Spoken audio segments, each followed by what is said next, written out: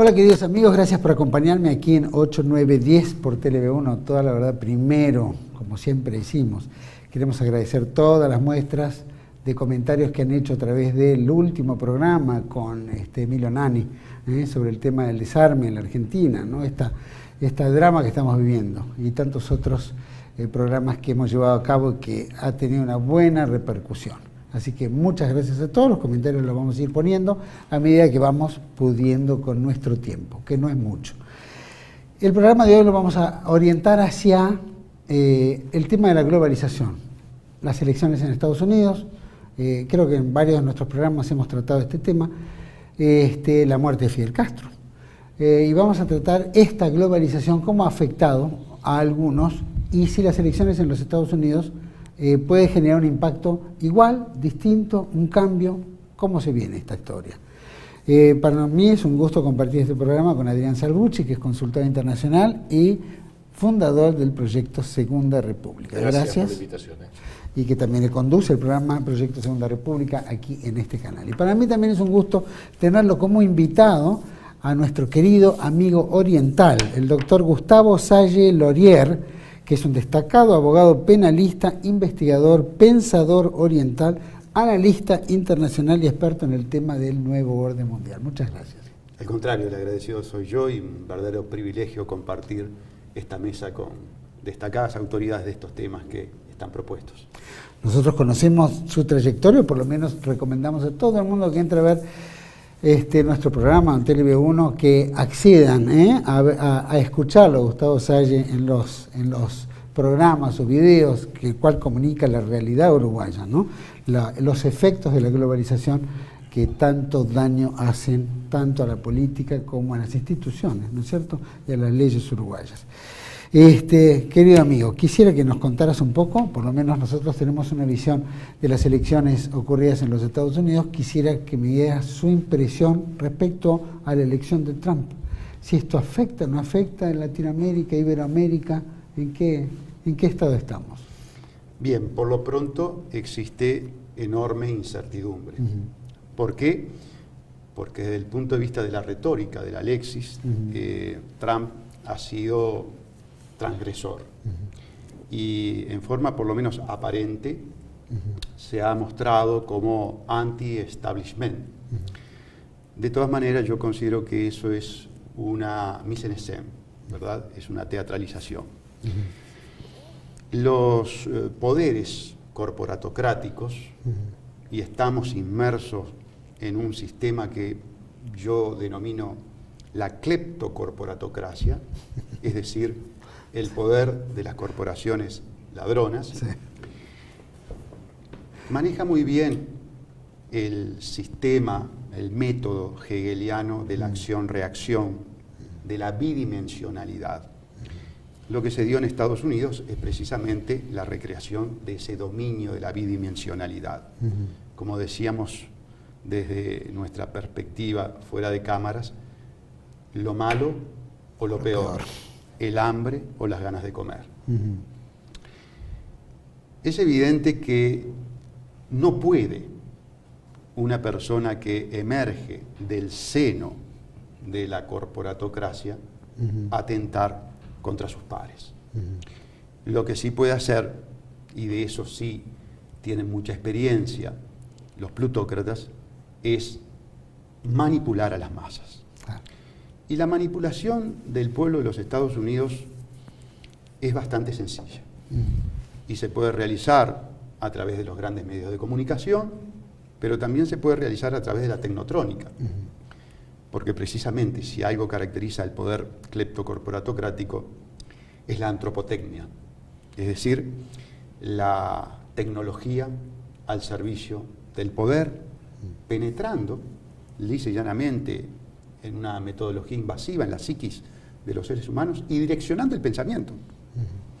Entonces, yo no tengo esperanzas con respecto a cambios estructurales, tanto en el ámbito interno de Estados Unidos como en su proyección como potencia gendarme del mundo. Porque quiero destacar eso. Estados Unidos en realidad es el patotero. Estados Unidos es el brazo gordo. Quien lo manda son los amos del mundo. Es decir, es ese poder anglosajón, sionista, masónico, de corte fundamentalmente financiero, que a través de los think tank del pensamiento, que en ese sentido las enseñanzas de Adrián son fundamentales para entenderlo, sobre todo en esa diferenciación de lo sustancial con lo formal, ha sido verdaderamente un trabajo pionero para la cosmovisión de lo que es el poder corporatocrático, no permite que haya errores. Es mucho lo que está en juego. Imaginen nada más y nada menos que a Bayer Monsanto poniendo en riesgo sus inversiones globales. ¿Cómo se entiende eso, no? Yo creo que lisa y llanamente tenemos que decir no, simplemente es una teatralización.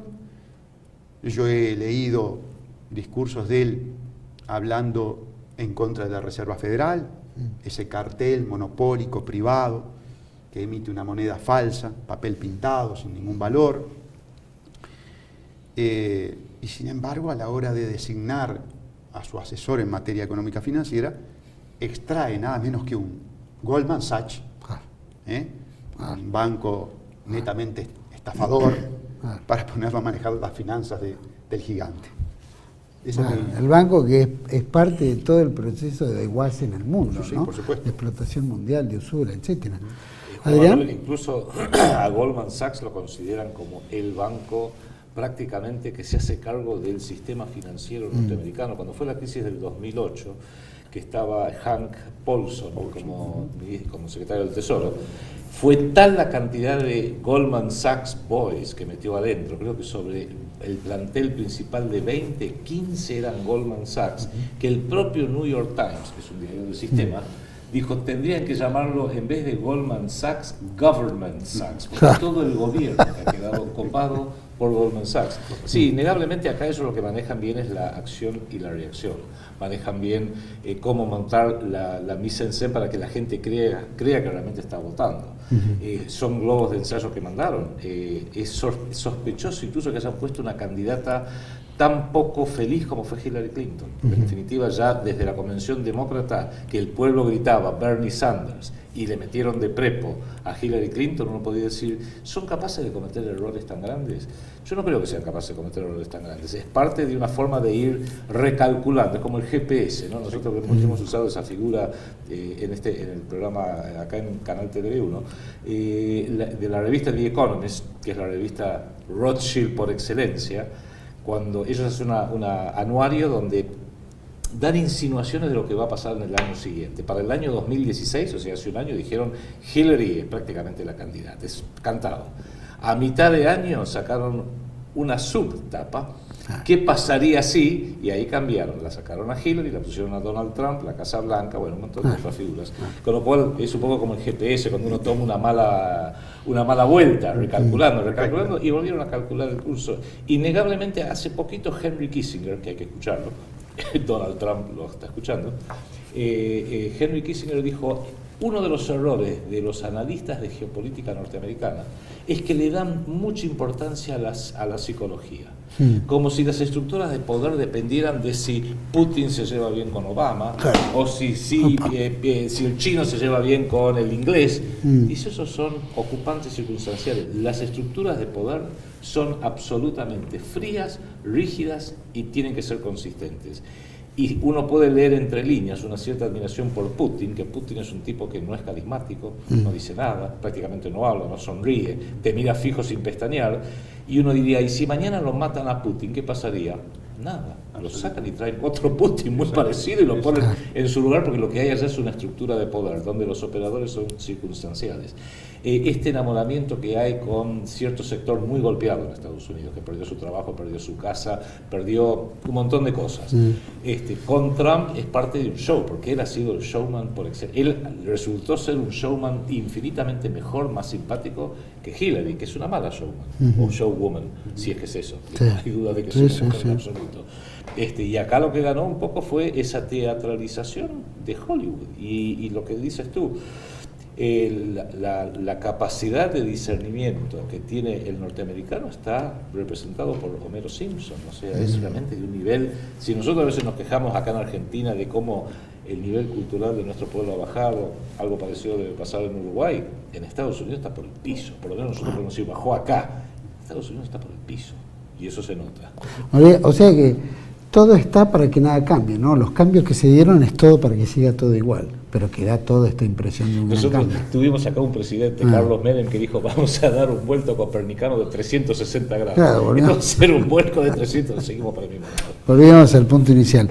¿Esto, usted cree, doctor, que afecta en algo a Latinoamérica? ¿Nos afecta directamente en algo? ¿Beneficia a alguien, al menos? No. Desde la matriz imperial nunca van a haber cambios que beneficien a América Latina. Yo creo que por el contrario.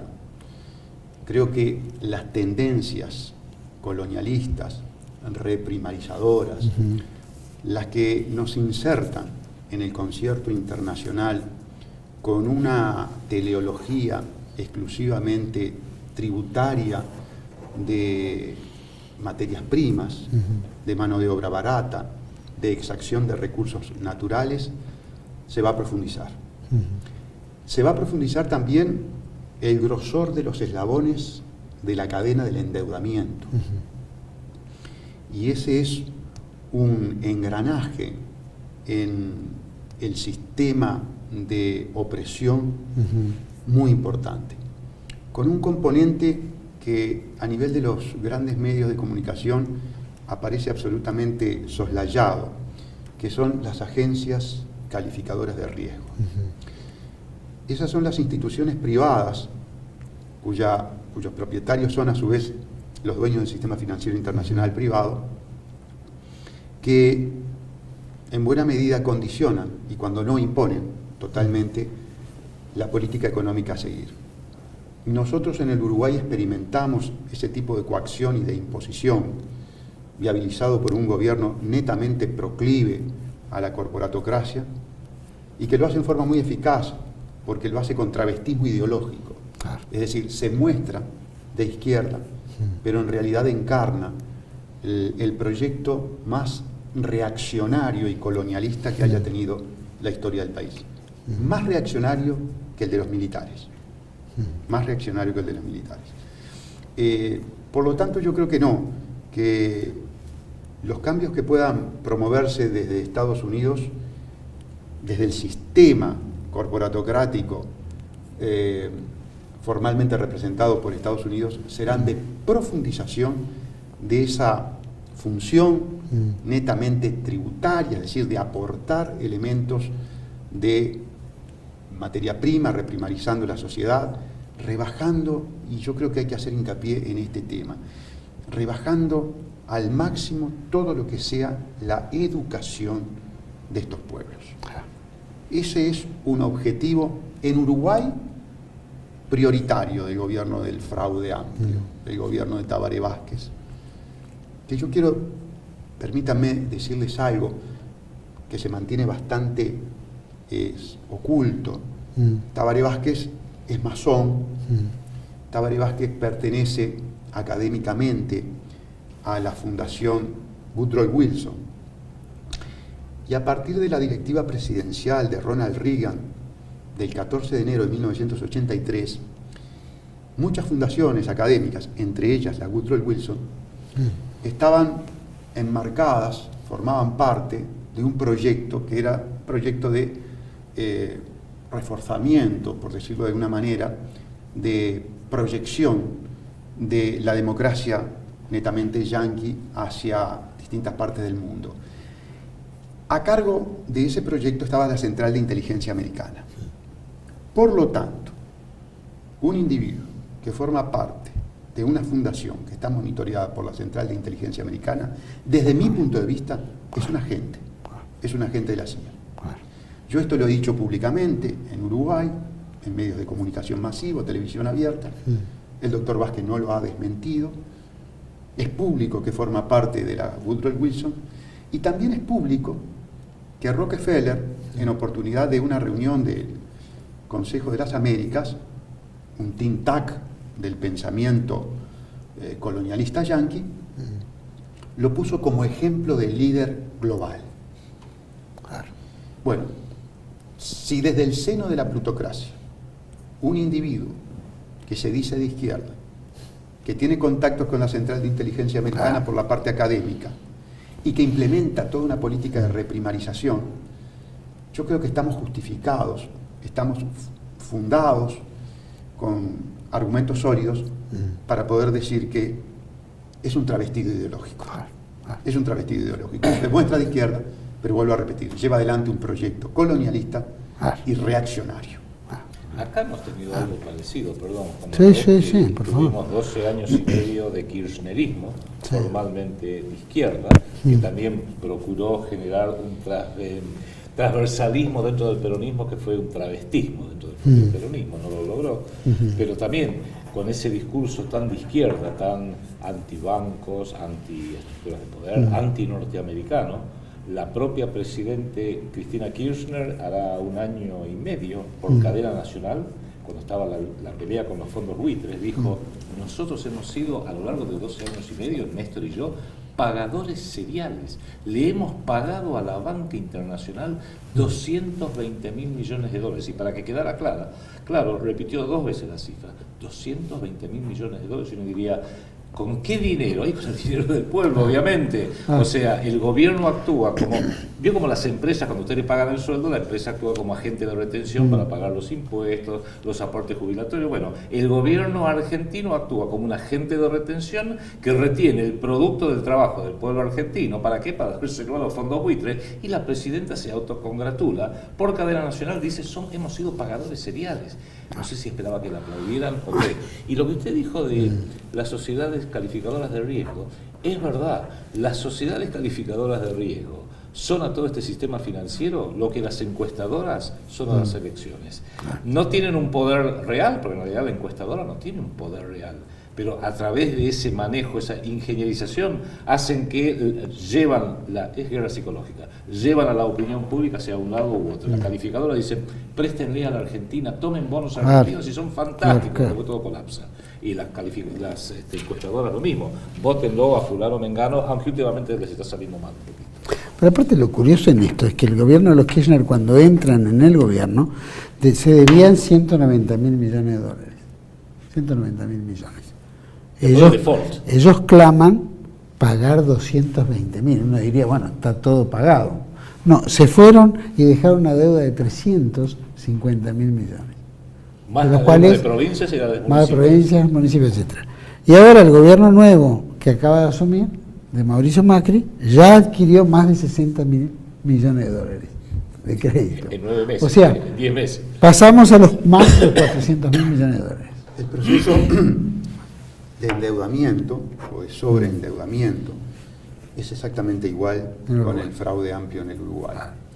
El gobierno de Vázquez recibió al país con 19.000 millones de deuda, lo dejó con 36.000 millones de deuda, y ahora, luego del gobierno de Mujica, cuando lo retoma Vázquez, porque hay una alternancia de las figuras, pero una permanencia de la fuerza política y del modelo, está en 55.000 millones de dólares.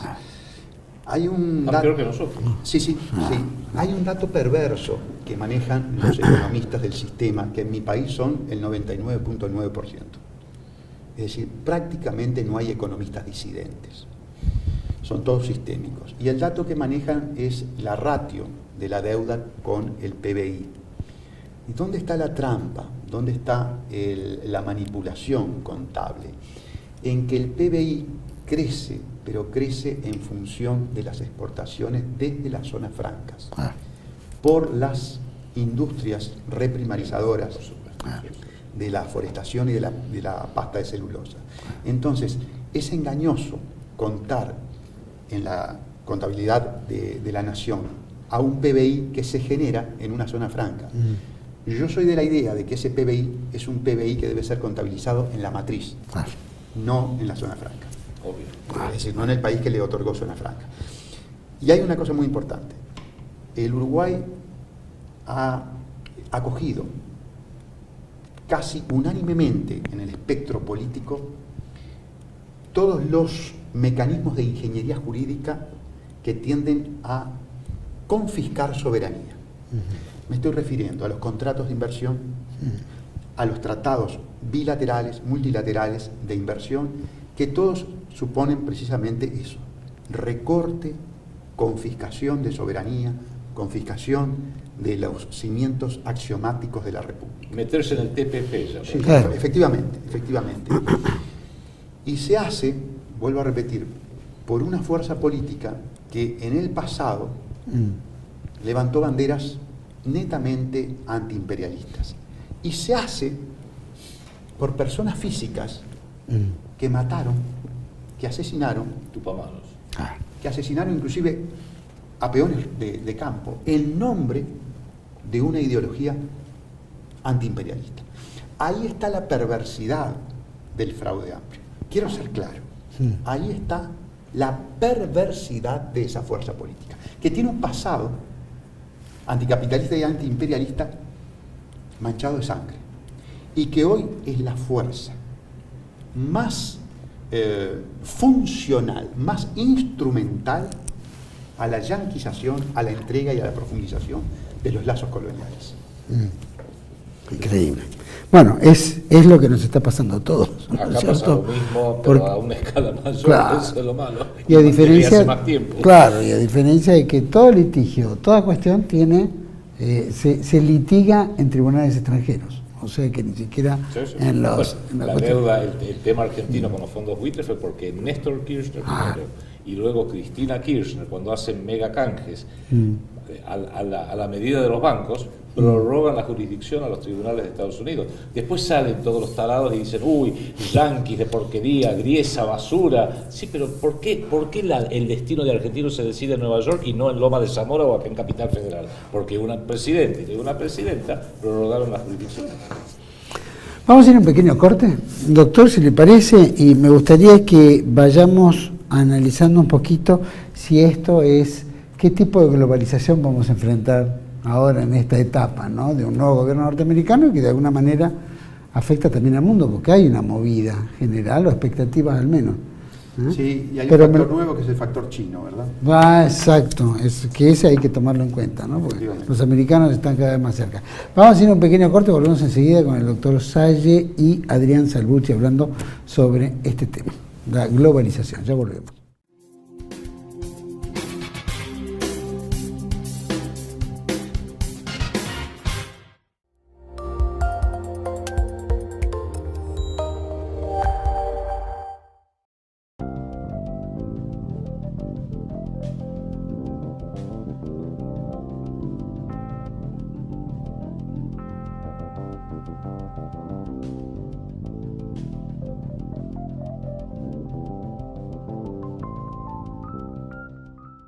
Bandera, el periódico nacionalista de Argentina. Pedilo todos los meses en todos los kioscos del país.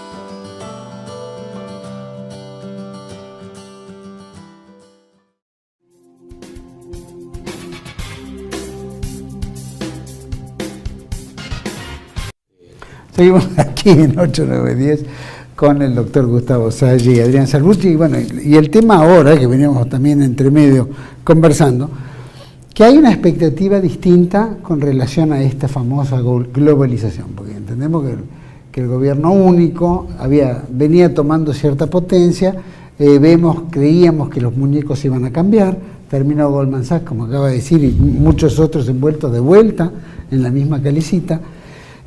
Yo quisiera que me diga, o la visión suya, con relación a si este gobierno único sigue como gobierno único, esta globalización va a tener un tinte distinto, ¿no? el rol de China también en todo esto, porque está afectada en los intereses y el interés de crecimiento de China. ¿Cómo ve esta cuestión? Bien, yo lo primero que quiero aclararle al público es lo siguiente, que uno en todo esto trata de realizar un análisis de carácter racional, de carácter lógico, sí. Pero uno no tiene la verdad revelada. No, nosotros va manejando hipótesis, ¿verdad? Exacto. Un poco en función de lo que conoce de la historia, de lo que se vive del presente y esa proyección de carácter racional, lógica, hacia el futuro. A mí me parece que estamos asistiendo a un proceso por el cual hay una traslocación de el gran capital financiero internacional. Podríamos hablar inclusive de la casa Rothschild, ¿verdad? Por su potencia, por su tradición dinástica en esta materia, hacia China. ¿Y qué quiere decir que una dinastía financiera se traslada a China? Simplemente que utilizan a ese país, la superestructura estatal de ese país, para que se convierta en el implementador, en el facilitador de las políticas globales. ¿Por qué? Bueno, precisamente por su fuerza. Allí entran algunas vacilaciones. Cuando uno entra a comparar el potencial bélico indesafiable de Estados Unidos con el de China, uno puede decir, en realidad, por el momento esa sustitución no se puede dar, porque el poder militar de Estados Unidos por el momento es absolutamente indesafiable. Que China está aumentando sus gastos militares, no cabe la menor duda. Que este es un proceso paulatino, que esta es una tendencia, yo creo que sí, que esa es la tendencia.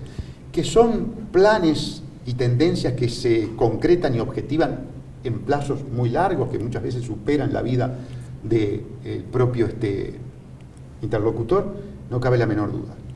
Por lo tanto, yo voy a arriesgar una hipótesis, y es que precisamente hay a largo plazo un proyecto de sustitución de esa funcionalidad de gendarme internacional de las dinastías financieras de Estados Unidos hacia China. Esa es la hipótesis que yo manejo. En definitiva, los grandes lineamientos estructurales de la globalidad como sistema cleptocorporatocrático, es decir, como sistema por el cual las corporaciones asaltan al Estado, eliminan el derecho público y establecen un derecho privado general, va a seguir profundizándose. Lo experimento en el Uruguay. En el Uruguay ha habido un asalto del derecho privado hacia las estructuras públicas y una eliminación del derecho público, porque el derecho público es el derecho de la República, por su propia denominación, res pública, cosa pública. Bueno, eso estorba, el derecho público estorba los proyectos de las corporaciones que son proyectos privados. Entonces, yo creo que ese elemento definitorio de la globalización del siglo XXI, ese elemento definitorio de la cleptocorporatocracia, se va a seguir profundizando. Ya sea a través de Estados Unidos, ya sea que se dé una sustitución en la instrumentalidad, en la función de gendarme universal, que pueda sustituirlo entonces China a Estados Unidos. Es muy interesante porque usted ha tocado en varios niveles que hay que contemplarlos y considerarlos simultáneamente. Está el nivel del comercio, el nivel de la moneda, el nivel del sistema financiero en sí, el nivel de lo militar, donde China sí no tiene la fuerza de Estados Unidos, pero Uruguay sí ha avanzado últimamente, y por supuesto el nivel político, el nivel diplomático y el nivel mediático, que es para que la gente acompañe. El famoso Consejo de Relaciones Exteriores dice, primero tomamos una decisión, nosotros, y después vemos a ver cómo instrumentamos para que la opinión pública la acompañe. Correcto. Con el candidato A, el candidato B, el candidato C, o con un operativo de falsa bandera para que se queden todos asustados. Yo creo que acá esto que dice usted es muy interesante y hay que, me permitiría acercar el siguiente factor que es clave, que se llama Gran Bretaña. Porque Gran Bretaña, yo no creo que sea casualidad que se salió de la Unión Europea, que es un proyecto fracasado. La Unión Europea y el euro son dos proyectos fracasados, y el tercer proyecto fracasado es la OTAN, que está viviendo sus últimos años, especialmente con Trump, probablemente. Y ahora en Europa se está hablando de un ejército europeo. ¿Por qué? Porque ya la OTAN no tiene razón de ser. Es un concepto del mundo bipolar, ya el mundo bipolar no existe más. Ahora, el hecho de que Gran Bretaña se haya salido de la Unión Europea la liberó, le dejó las manos libres para decir, bueno, vamos a volver durante 10, 15, 20 años, una generación y medio, a nuestra tradición de ser el imperio global más experto, 5 siglos de experiencia, que ha visto la historia moderna. Y ahí es donde, creo yo, desde la City londinense, se va a poder administrar este traslado paulatino, complejo, hacia China. Que ahí la Casa Rothschild, con traslados enormes de oro físico, está cumpliendo una función vital. Y el punto de ingreso y salida se llama Hong Kong, que por supuesto ahora es parte de la soberanía de China, pero sigue teniendo una enorme influencia, es el centro financiero de Lejano Oriente, no es Pekín, ni siquiera es Shanghái. Esos son centros económicos y de comercio importantes. Las finanzas están en Hong Kong y no se van a ir ahí durante bastante tiempo. Y creo que eso podría llegar a ayudar a explicar por qué permitieron que Trump gane. Porque mientras Estados Unidos, que lleva adelante un proyecto global, de imperio global, junto con Inglaterra, ha fallado, fracasaron. O sea, esto es lo que hay que entender. Estados Unidos fracasó. Después del 11 de septiembre del 2001, Estados Unidos podía hacer lo que quisiera, el mundo se lo iba a tolerar. Fue un ataque de falsa bandera perfecto. Pasaron las semanas, los meses, los años, se metieron en Irak por la razón equivocada y hoy no tiene credibilidad alguna. Vino Obama, empeoró la cosa, hoy tiene menos credibilidad. Trump se da el lujo de decirle a Hillary, ustedes crearon ISIS, usted y Obama, y se tiene que callar Hillary porque es exactamente así. Entonces, ¿qué necesitan? Un periodo que Estados Unidos vuelva a una suerte de aislacionismo como tuvo después de la antes y después de la Primera Guerra Mundial. Aislarse un poquito, dejar que Inglaterra ordene un poquito el mundo, que son mucho más inteligentes, mucho más sutiles y mucho más efectivos, que mientras tanto Donald Trump arregle un poquito todos los líos que tiene Estados Unidos puntualmente y que espere hasta que reciba las órdenes. Y creo que ahora tenemos que empezar a mirar mucho más hacia Inglaterra como el nuevo ordenador de esta nueva propuesta unipolar y ver qué pasa. Porque al mismo tiempo, y con esto redondeo, Juan Manuel, está bien. Al mismo tiempo que está pasando, hay un país bisagra que todo el mundo lo está mirando porque no sabemos bien qué va a pasar y se llama Alemania. Por eso en esa nueva portada que hizo a mitad del año pasado, The Economist puso el muro de Berlín partido, con el símbolo de la Alemania actual, la República Federal Alemana, y con el símbolo de la Alemania anterior, no porque vayan a ser comunistas, sino diciendo hay una fractura. ¿Por qué? El establishment alemán mira hacia Occidente, mira hacia Nueva York, hacia Washington, hacia Londres, hacia París, los países que lo derrotaron de una forma catastrófica. Pero hay una nueva Alemania, más nacionalista, que mira hacia el este, donde también hay un señor nacionalista que se llama Vladimir Putin y que ya está desideologizado. Putin no es comunista, lo habrá sido, hoy ya no lo es.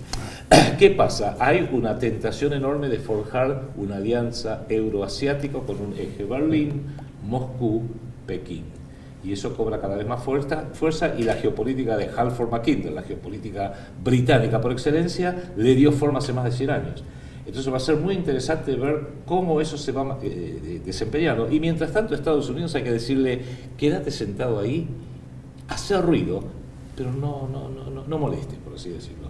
Y ahora es donde creo que empiezan a volver a barajarse las cartas de una forma muy interesante, y a partir de ahí, bueno, no digo nada más.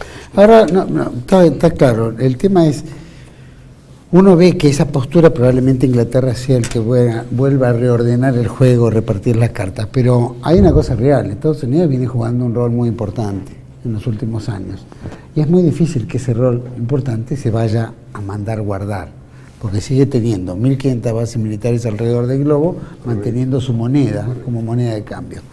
Y supongo que los chinos están acumulando una gran deuda norteamericana, ¿no es cierto?, el Tesoro, etcétera, y muchos otros países, donde en algún momento supongo que el poder oriental va a ser, o va a pasar factura, o algo tiene que ocurrir. O sea, $2 billones.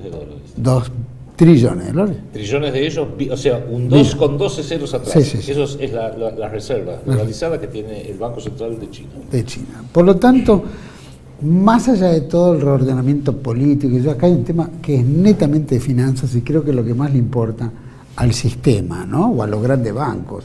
Ni siquiera hablo de la reserva, sino de esa plutocracia financiera, como dijiste, vos habías dicho.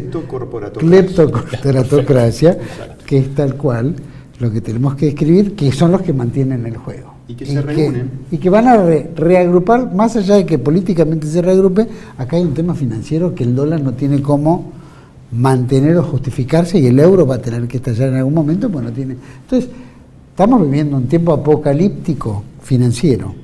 Tienen un centro físico, geográfico de reunión, una institución, el Banco Internacional de Pago con sede en Basilea. Sí. Allí está el corazón del sistema cleptocorporatocrático. Esa es la institución por excelencia la que en última instancia diseñará, estructurará la globalización financiera del siglo XXI y la que siga por los tiempos de los tiempos, ¿verdad? Esa, digamos, es la estructuración de carácter institucional. Detrás de esa organización institucional no podemos dejar de mencionar las estructuras, digamos, secretas o discretas de las logias. Claro. Nunca podemos dejar de considerar en el análisis de carácter político internacional, geoestratégico, la función medular. Todos estos grupos masónicos. Voy a apoderarme de la metáfora que hace unos minutos hablábamos con Adrián, ese hilo que va surciendo la trama de la red de poder financiero internacional, que son precisamente las logias masónicas. Fundamental. Bueno, son los que operan. Inglaterra es la master brain en eso. Ahora, frente a todo este nuevo reordenamiento, llamémoslo, estamos viendo determinados grupos nacionales o reactivos de lo que ocurrió en los Estados Unidos, el hombre común, el hillbilly, el redneck, qué sé yo, que salió a votar o ya lo había adelantado The Economist, o sea que también hay que darle un poco de crédito al pueblo americano que votó algo en disidencia, que ahora lo traicionen será otra cosa.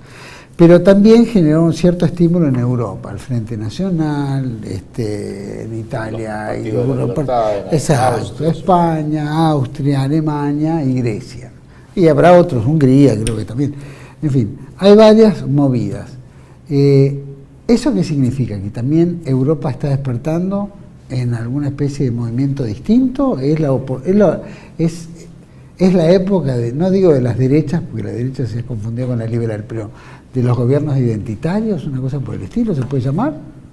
Sin lugar a duda que advertimos ese fenómeno desde el punto de vista sociológico y que se ha dado en llamar en la prevalencia del outsider, ¿verdad? Es decir, del individuo que aparece al margen del sistema político, un sistema político desgastado por la demagogia, por el cinismo, por la mentira, por la corrupción.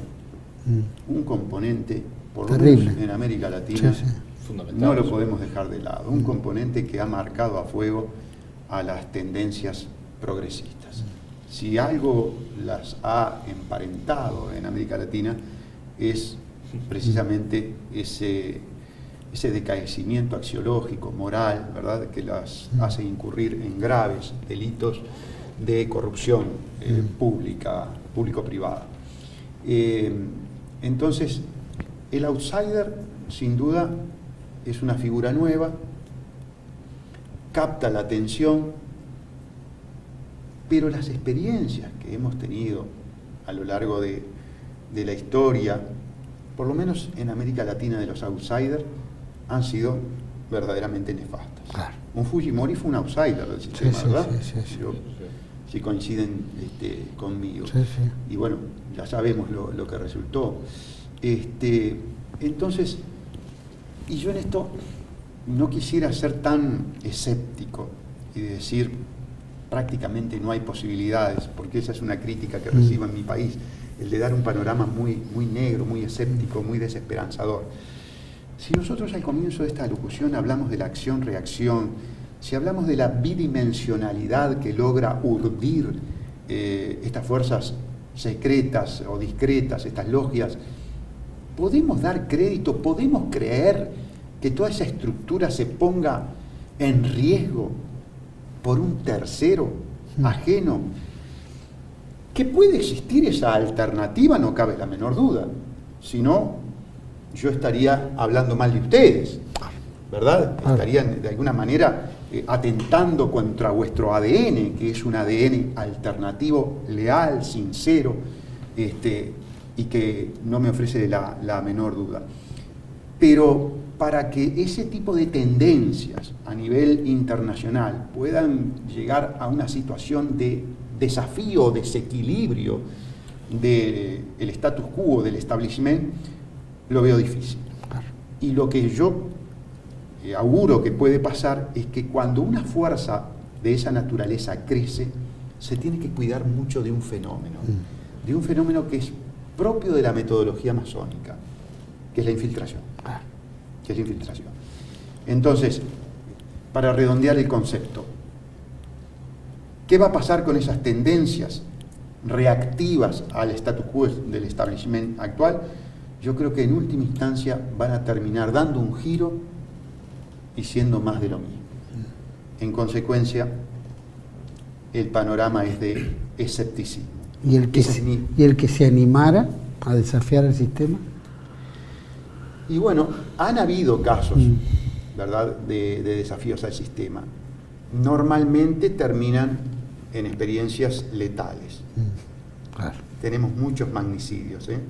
Cuando se ha querido tocar el poder de la Reserva Federal, por ejemplo, acontece exactamente con el famoso decreto ley 11.110 de los 4 billones de dólares del Tesoro y no de la Reserva Federal.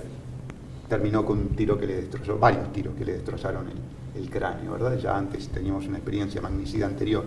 Entonces, a ver, yo lo dije al comienzo de la locución, ¿puede un conjunto de particulares, como son los pueblos, desafiar y poner en riesgo los miles de millones de dólares que conjugan diariamente las fuerzas financieras internacionales?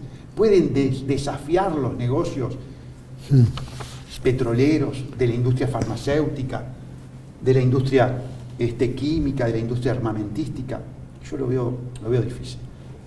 No puedo ocultar que indudablemente hay reacciones de corte nacionalistas. Y en buena medida, yo les quiero decir que con humildad y en la escala, la proporcionalidad que amerita, primero, mi país y segundo, obviamente, mi persona como un simple ciudadano, nosotros notamos que en nuestro discurso, que es un discurso antisistémico, que releva, que exalta el republicanismo, el nacionalismo, la soberanía, tenemos apoyo. Es decir, que la gente quiere reaccionar contra este poder brutal, salvaje, que es el poder de las corporaciones, el poder de la cleptocorporatocracia, estandarizando todo. Hay una... Sí, por favor. No, justamente en lo que acaba de decir Salle, creo que es muy valioso. Es difícil frente a algo que uno entiende que es un gran poder, y que este poder, a través de la masonería, porque es gracioso ver todos los de izquierda, pero también todos los capitalistas banqueros están todos sentados en la misma logia. Y si no, son logias primas, hermanas, pero está toda la masonería manejando todo, que es verdad. Lo que pasa es que los que están fuera, yo creo que poco a poco se van dando cuenta de que estos señores están rigiendo la vida y la muerte de cada uno, y que está ahí, al borde. Entonces, también es normal que haya una reacción, algunos tengan la oportunidad de liderar y probablemente terminen como Kennedy, pero vale la pena el intento. Vale la pena el intento, igual, ¿no? Y acá Digo por el hecho de que Adrián ha fundado el Proyecto Segunda República, que estamos en esto que va cambiando en un país tan conflictivo pero que también hay mucha gente que tiene esperanza, ¿no? Y ahí entra un poco el tema de los pilares, donde la soberanía, la deuda externa, la moneda, todo esto que desafía estos grandes grupos masónicos, financieros, etcétera. Permíteme decir algo, a lo mejor un poquito quizás en disidencia contigo, de una forma constructiva.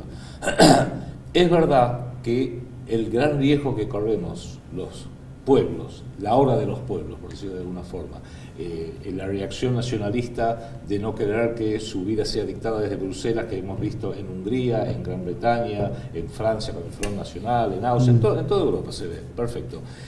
¿Cuál es el riesgo que corre cualquier movimiento que diga volvamos al amor a la patria, a un nacionalismo moderado, inteligente?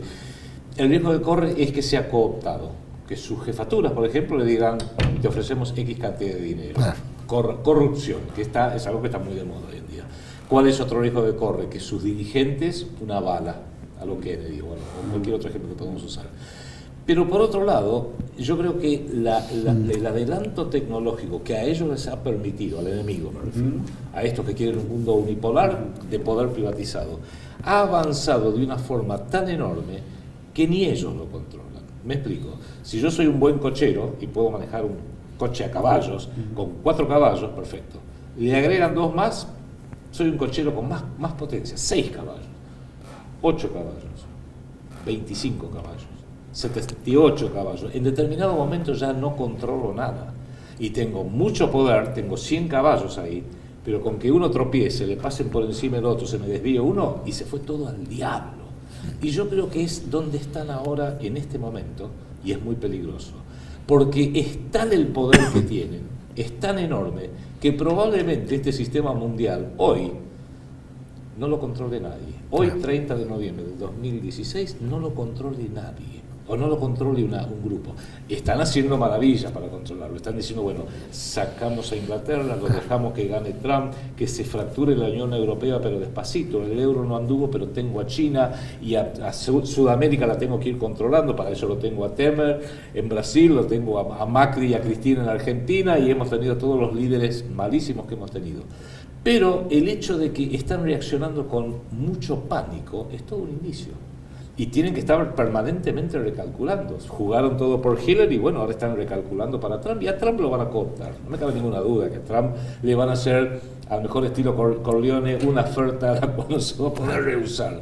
Pero el hecho de que ellos tampoco están totalmente en control tiene una característica que hace a lo que es, y con esto redondeo, el fundamento del planeamiento estratégico, sea militar, empresarial, político. Y es que reconocer las propias debilidades es muy bueno, pero reconocer las debilidades del enemigo es mejor. Cuando yo reconozco una debilidad de mi circunstancial enemigo, y esa debilidad hoy es que mi debilidad ¿cuál es? No tengo poder, pavada de debilidad. Pero ¿cuál es la debilidad del enemigo? Que tiene demasiado poder y que no sabe cómo manejarlo. Y encima, para manejarlo, tiene que usar una enorme cuota de guerra psicológica. Para eso están las encuestadoras, para eso están las calificadoras de riesgo, para eso está el New York Times, CNN, Fox News, y acá TN, Clarín y La Nación, y sus contrapartidas en todos los demás países. Pueden controlar eso sabiendo que los que operan todas estas cosas, bancos, medios, gobiernos, en realidad es gente que conoce una parte. Este es un libro de 1000 páginas y cada uno leyó la página, el capítulo 5, pero no leyó el capítulo 105. La página 48 a la 70, pero no leyó la 2121 a la 2122. Con lo cual tienen que operar con algo muy fracturado. Si no lo pueden controlar, y hay muchos indicios de ello, eso es una fuerza enorme del lado nuestro. Eso es. Por lo menos es la forma que nosotros percibimos, ¿no? Que siempre hay posibilidades.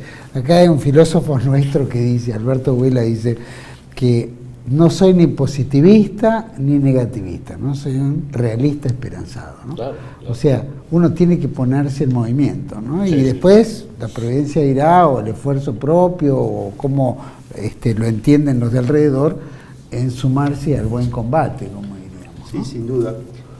Quizás en mi cosmovisión gravite en forma preponderante y, si se quiere, está demasiado exaltada, una experiencia muy frustrante, ¿verdad? Yo fui fundador en las bases de los comités de bases del Fraude Amplio, que fue la fermentación a nivel de masas, de una fuerza que se mostraba anticolonialista, antiimperialista, ¿verdad? Y que terminó siendo, precisamente como la hemos definido a lo largo de este encuentro, funcional, instrumental de sobremanera al imperialismo. Entonces, ese proceso, ¿verdad?, de traición ideológica, que tiene su personificación en un individuo que es el actual ministro de Economía, Danilo Astori, que era un hombre que tenía gran ascendencia sobre los jóvenes, porque siendo un hombre maduro era catedrático de la facultad y desde la tribuna impulsaba todo un discurso intervencionista, estatista, inclusive pro-cubano, ¿verdad?, sin lugar a ninguna duda. Y hoy es el personero de las agencias de calificación, de las finanzas internacionales. Entonces, cuando uno vive esa experiencia de infiltración, de metamorfosis, de cambio, de traición política e ideológica, queda marcado a fuego. Pero es reconfortante escuchar un razonamiento lúcido, un razonamiento fundado, que dé esperanza, como el que acaban de hacer ustedes. Y a mí me reconforta, y considero que debe reconfortar al público, que tiene que haber una esperanza. No podemos caer, como estoy cayendo yo, en ese escepticismo, de decir, no se puede, porque, bueno, de lo contrario, vamos a la paralización, vamos al miedo, y eso no debe ser el discurso imperante. Por eso me siento regocijado de un análisis inteligente, serio, fundado, que diga, no, cuidado, se puede. Tenemos que buscar, tal vez exacerbar ese descontrol fruto de tanto poder que acumulan, ¿verdad? Claro. No, en eso estamos, ¿no? Y creo que ojalá que lo podamos lograr, y bueno, ese es el esfuerzo. Lo peor que no puede hacer es no tentar. Te quedó una pregunta que recién acaba de mencionar y elípticamente Gustavo, que es lo de Castro. Me interesaba. Castro es una figura fundamental en toda esta época, casi mitad del siglo XX, y acaba de desaparecer el hombre más influyente de la izquierda, ¿no? Y el más, el que todos o le iban a llorar al hombro, o era el banco de todos, o era un poco de todo. ¿Qué te merece esta? Bueno, primero una reacción de carácter psicológica, personal, muy especial, muy interesante, que es prácticamente querer rehuir del tema, prácticamente no querer tocar el tema. Me duele mucho. Me duele mucho porque yo llegué a morder, ¿verdad?, en mi adolescencia, todo un discurso netamente pro-cubano. Yo escuchaba los discursos de Fidel Castro desde la radio Habana, Cuba, territorio libre en América Latina, decía. Una simpatía para todos los norteamericanos, estudiantes, profesores universitarios, una gran esperanza. El Frente Amplio, fundacional, antiimperialista, tenía en la figura de Castro y de Che Guevara, sin lugar a duda, referentes. Pero después empezó a pasar el tiempo y Gustavo Salles dejó de ser un adolescente idílico, pasó a ser un hombre maduro y ahora es un hombre viejo. Mi tío decía que la experiencia pudre. Yo no sé si pudre, pero por lo menos a uno lo hace muy escéptico.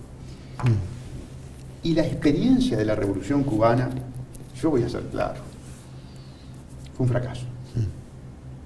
La Revolución Cubana fracasó. El socialismo real fracasó.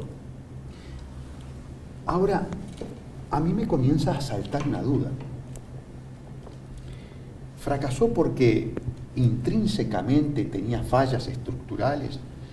¿Fracasó porque no interpreta tal vez un ADN del ser humano?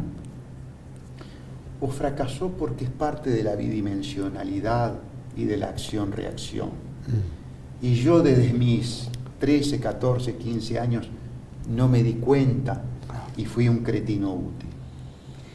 Entonces, lo que quiero ser claro es lo siguiente: la Revolución Cubana fracasó como fracasó el socialismo real a nivel planetario.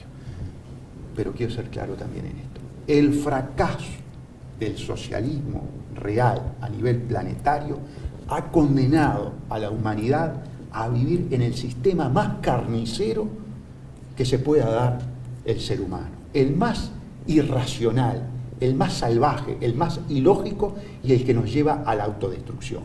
Por lo tanto, el fracaso del socialismo real es un fracaso de la humanidad. Esa es mi visión. Interesante. Aparte es algo que realmente ha impactado mucho, ¿no? Porque hubo muchas esperanzas, hasta desde el punto de vista nacionalista, ¿no? Como algo con raíces muy profundas. Pero después el éxito de Castro fue más que nada emotivo. Intelectualmente estoy plenamente de acuerdo contigo. No hay una idea nueva. No hubo, ni pudo haberlo, porque había en realidad un marxismo-leninismo que se trató de llevar a la práctica y si fracasó en la Unión Soviética, mira si no iba a fracasar en Cuba. Ahora, del punto de vista emotivo, y esto lo rescato de Fidel Castro, cuando Estados Unidos, que usaba a Cuba como un burdel bajo el régimen de Fulgencio Batista, quiso apretarle, y lo apretó de hecho durante más de medio siglo, se mantuvieron firmes. Eso lo enaltece. O sea, no sucumbieron, no dieron el brazo a torcer. Estados Unidos, y cuando fue la crisis de los misiles, que yo era chico todavía, pero soy más viejo que vos, recuerdo que fue una crisis terrible y sin embargo no dieron el brazo a torcer. Pagaron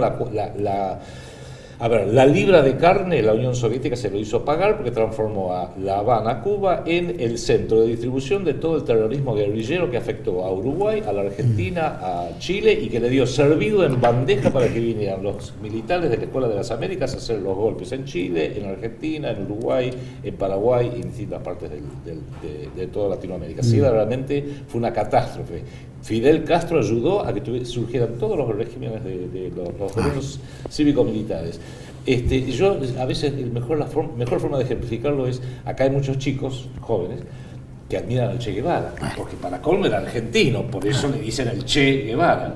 Y la pregunta clave, que a veces es la ideal que hay que hacer para aleccionar un poco, es, yo entiendo que admires al Che Guevara, es argentino, como ahora el Papa es argentino, sí, perfecto, pero decime una cosa, una sola, que ha hecho el Che Guevara por la República Argentina, y te quedan mirando. Que ha hecho cosas por Cuba, puede ser, por la Revolución Cubana, dio la vida. Hasta por Bolivia, estaba tratando de hacer la revolución en Bolivia, dio la vida, dejó sus huesos en Bolivia. Decime una cosa que has hecho por la Argentina. La causa del marxismo es universal, ¿no? No hay que perder de vista eso cuando hablamos de la globalización. Yo siempre trato de llevar el tema a la experiencia de laboratorio del Uruguay, porque es lo que vivo cotidianamente, vivo esa perversidad. Soy una rata de laboratorio. Los uruguayos somos ratas de laboratorio. Y en Uruguay se da precisamente la convergencia internacionalista de lo peor de la izquierda con lo peor de la derecha. Yo le llamo el maridaje perverso. Es más, yo llamo al gobierno del doctor Vázquez, en su momento al de Mujica, de sistema bolchefascista. Y la gente me mira y me dice, pero perdón, allí hay una contradicción excluyente. ¿Cómo puede usted decir que dos fuerzas, dos sistemas metodológicos aparentemente contrapuestos en la historia puedan ahora converger? Bueno, esa es la perversidad del siglo XXI, porque efectivamente convergen. Efectivamente convergen. Y si hay un punto de coincidencia, es en el internacionalismo. Hoy, el fraude amplio en mi país es el que trae un proceso penal anglosajón, yanqui, lo impone a prepo, violentando la Constitución de cuneo continental, precisamente para la estandarización, la globalización de la ingeniería jurídica que está realizando el Departamento de Estado. Y lo hace la fuerza política que en su momento pintaba los muros de Montevideo con Yankee Go Home. Hoy los traen a los instructores jurídicos del Departamento de Estado y de las otras agencias de seguridad a dar clases a los fiscales. Y han confiscado todo el poder del Poder Judicial y se lo han transferido al Ministerio Público, a un único fiscal general del fraude amplio, con contactos directos con el Departamento de Estado para que administre justicia. Entonces, uno dice, pero perdón, estos, los que hablaban del antiimperialismo, los que decían Yankee go home, los que decían no pagar la deuda, el fiscal general era militante del Partido Comunista en la universidad y seguramente pintaba esos carteles. Hoy es un facilitador del Departamento de Estado. Esto es un poco lo que nosotros lo habíamos invitado una vez a Alexander Dugin, un pensador ruso, que con todas sus desavenencias planteaba el tema de la cuarta teoría política, que no tenía que ser ni capitalista ni marxista, que tenía que tener cierto alineamiento. Y él planteaba que el máximo enemigo era el liberalismo, porque antes el marxismo, aunque todas eran teorías materialistas, tenía su rol, la Unión Soviética, etc. Hoy se desmorona y el liberalismo dice, maneja todos los hilos, que es un poco de decir la socialdemocracia, etc., que es un liberalismo en lo económico, o capitalismo en lo económico, socialismo, progresismo en lo social y medio de izquierda en la parte cultural, lo llamémoslo de alguna manera, pero que plantea como que liberalismo. Entonces él pone debajo del liberalismo la masonería, el sionismo, ¿no es cierto?, todas estas categorías que en realidad son manejados por ellos. Yo supongo que ese liberalismo al cual él se fundamenta deben ser las finanzas, que no tienen Dios, no tienen patria, no tienen nada. Entonces les da lo mismo manejar de un lado que de otro y todo el resto es estadística. Sería buena una polémica con él porque yo honestamente planteo mi disidencia con esa interpretación, ¿no? Sí. Es más, yo creo que lo que él pone por debajo está por encima. Claro. No, bueno, nosotros hemos cuestionado todo este tema también, pero digo como una visión que lo tenía. Bueno, creo que hemos llegado al fin. Don Gustavo Salle, muchísimas gracias por haber venido. Tiene varios amigos nuestros que nos siguen, que siempre le han mandado saludos. Uno es Gerardo Chiapara, que vive en Alemania, y que estaba encantado que haya venido a nuestro programa. Estaba Andrés Irasuste, que también está en Montevideo, un gran amigo. Como un Roberto Sosa del Puerto y varios otros más que nos siguen. Y que... Todos queridos amigos que nos dan una mano importante. Yo les digo que ha sido un verdadero privilegio para mí compartir esta mesa con ustedes. He aprendido mucho, eso es muy importante, recoger conocimiento de parte de gente que maneja con tanta solvencia estos temas y por lo tanto quien debe agradecerles enormemente la participación aquí soy yo. Muchas gracias. Muchísimas gracias, doctor, la verdad. Adrián, muchísimas gracias por haber acompañado. Sí. Para mí es un placer tenerte también en mi programa. Y a todos ustedes, muchas gracias por acompañarnos aquí. En 8-9-10 podemos decir que fue muy rico tener al doctor Salle. Yo creo que hay mucha tela para cortar. Ha hablado muchísimos temas muy valiosos, particularmente en lo que se refiere a la jurisprudencia en el Uruguay. Yo aconsejo que entren a través de los videos, busquen Gustavo Salle, van a encontrar interesantísimas discusiones, planteos y conferencias que da, que realmente son brillantes. Y para nosotros pensamos que este nuevo orden mundial que bien se ha planteado en esta mesa y cómo van a jugar este nuevo rol, llamémoslo, lo que aparenta esta nueva política mundial, que bueno, ya está digitada por los órganos de poder, que nunca el negocio se va a escapar del todo, siempre tratan de tener todos los hilos, y si no se va a escapar del todo, tiene varios escenarios. Escenario 1, escenario 2, pero el negocio siempre está agarrado ahí. Sí creo que en todas estas cuestiones, aunque es muy difícil enfrentarlas, está el corazón, está la fe, está la fuerza, está la templanza, la cabeza, la razón, que también nos llevan a un punto donde decís no queremos esto. Y cuando decimos no queremos esto, es lo que tenemos que buscar el traje de combate y salir a defender lo que creemos, lo que es el bien común, lo que es la patria, en el concepto de patria, lo que tiene que ver con las ideas, y volver de vuelta a batallar como se batallaron durante centurias, ¿no? Desde que el mundo es mundo. Entonces creo que esta es una batalla más que tenemos, ¿no? Creo que Adrián Salvucci manifestó muy claramente que uno puede estar en un carro, puede tener 2 caballos, lo maneja, 4 caballos, 6, 8, 12 y así sucesivamente, hasta que evidentemente el poder de la corrida de los caballos supera al hombre, o al control de la soga, ¿no? de las riendas. Por lo tanto, cualquier error es nuestra ventaja, ¿no es cierto? El error de ellos es nuestra ventaja. Es como el judo, no usamos la fuerza propia frente a un gordo enorme, un sumo, pero sí la ventaja de la fuerza del enemigo para tirarlo. Bueno, en este aspecto creo que es lo que plantea el proyecto Segunda República, como esos 5 pilares, ¿no? Pero requiere hombría y requiere, como dirían los españoles, cojones, ¿no? Y eso es lo que nosotros tenemos que rescatar como hombres. Y no queremos desaparecer en un mundo, en una estadística, y sumergido a la usura y todo esto, que desaparecemos porque 7 locos arriba manejan todo y les importa un bledo de nuestra vida. ¿Cómo nosotros resistimos? Bueno, ahí estamos en nosotros. Y yo creo que tanto en la Argentina está surgiendo esto, como estoy seguro la lucha que tiene el doctor Salle en la República Oriental debe ser similar, y estoy seguro que vamos a unar fuerzas en eso, lo mismo que en Santiago de Chile, lo mismo que en Paraguay, Bolivia y tantos hermanos sudamericanos e iberoamericanos que nos siguen, que también son parte de este proceso de resistir. Entonces creo que somos una resistencia real y tenemos que hacerla real y tenemos que combatir realmente. Esa es la riqueza de este programa, esa es la riqueza de haberlo tenido el doctor Salle con nosotros y haberlo tenido también Adrián, que para mí es un gusto, y porque nos ayuda a pensar y nos ayuda también a diseminar, a discriminar lo bueno de lo malo y lo que en realidad queremos todos, que es la libertad, el libre albedrío, la tranquilidad y vivir en paz, tener un pueblo feliz, se hablaba, ¿no? Eso es lo que aspiramos, la felicidad de nuestros pueblos.